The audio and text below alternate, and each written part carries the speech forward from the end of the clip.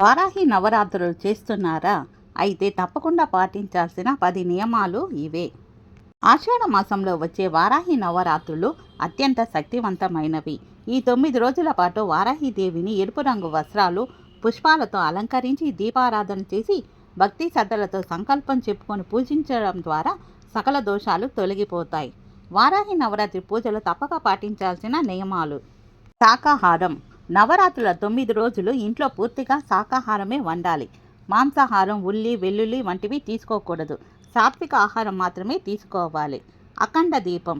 పూజా సమయంలో ఇంట్లో అఖండ దీపం వెలిగించడం మంచిది. ఇది అమ్మవారి శక్తికి ప్రతీకగా భావించబడుతుంది.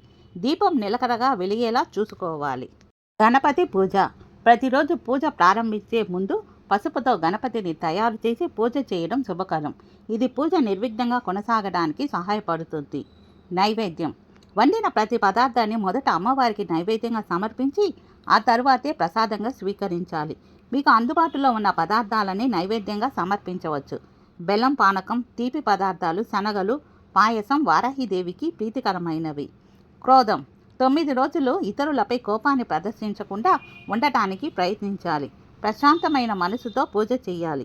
ఇతరులను అకారణంగా కానీ ఏ కారణం చేత కానీ తిట్టడం, కొట్టడం వంటివి చేయకూడదు.